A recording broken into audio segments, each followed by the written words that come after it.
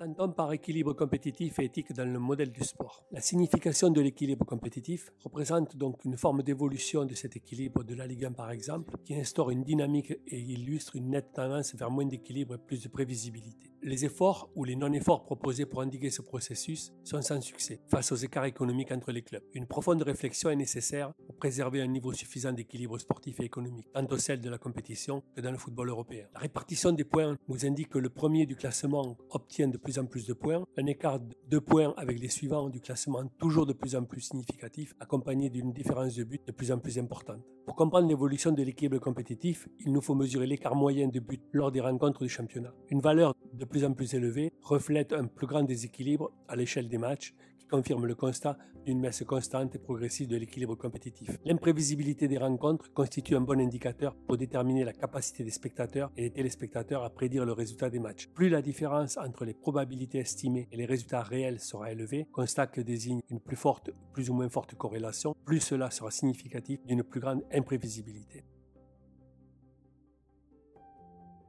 Comment expliquer les déséquilibres par saison? Si on regarde le pourcentage des points des championnats des 3 clubs les mieux classés lors des 22 championnats européens, le pourcentage de points réalisés par les champions est passé de 71,2% à 76%. La proportion moyenne de points des 3 équipes les mieux classées a ainsi augmenté entre les deux périodes de 66,6% à 68,6% entre les périodes 2009 et 2018. La même analyse à l'échelle des 5 grandes ligues européennes montre des niveaux de déséquilibre encore plus marqués en augmentation. Lors de la saison 2017-2018, les champions du Big 5 ont réalisé un pourcentage record de 83,3% de points. Il s'agit d'une proportion de 10% supérieure à celle à la période 2008-2009. Le pourcentage moyen entre le premier et le dernier est passé de 68 à 73%. La différence de buts moyenne par match et le pourcentage de rencontres qui se sont soldées par 3 ou plus de buts d'écart sont des indicateurs particulièrement pertinents pour mesurer l'équilibre à l'échelle des matchs. Les résultats indiquent ainsi aussi une tendance vers plus de déséquilibre. On passe de 1,28 buts d'écart par match à 1,36 ainsi que de 13,8% de rencontres avec 3 buts d'écart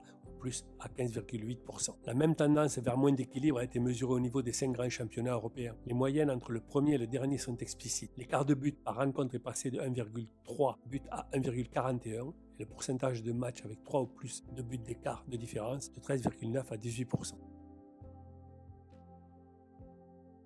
Quelles sont les conséquences de l'absence d'équilibre compétitif pour les ligues? Tous les indicateurs illustrent une évolution vers un plus grand déséquilibre dans le football européen. Le niveau de déséquilibre est particulièrement important dans les 5 grands championnats en Ligue des Champions. Les différences observées renvoient aux écarts économiques entre équipes. En valeur absolue, ces écarts sont bien plus importants dans les ligues les plus riches que dans les autres. La concentration des ressources va de pair avec la concentration des talents. Beaucoup d'équipes et de ligues sont confinées dans un rôle de tremplin pour des joueurs en devenir. Ce rôle permet de réaliser des plus-values sur des marchés de transfert. Dans un contexte économique de plus en plus inégalitaire, les compensations financières tirées de ces transactions ne sont pas suffisantes pour stopper la dégradation de l'équilibre compétitif. La situation présente joue à la faveur des clubs les plus riches qui étendent chaque jour davantage leur domination sportive, économique et même politique. Une plus grande prévisibilité peut aussi se lire dans l'évolution du nombre de rencontres où l'équipe nettement favorite remporte le match ou le titre. À partir d'un certain seuil estimé à 60% de chances de succès, il en ressort que les grands favoris remportent de plus en plus souvent la victoire. Pour la Ligue 1, depuis 8 saisons, un seul club a réussi à détrôner le Paris Saint-Germain, signe d'un équilibre compétitif rompu avec un écart de points entre le premier et le second qui varie de 8 à 31 points.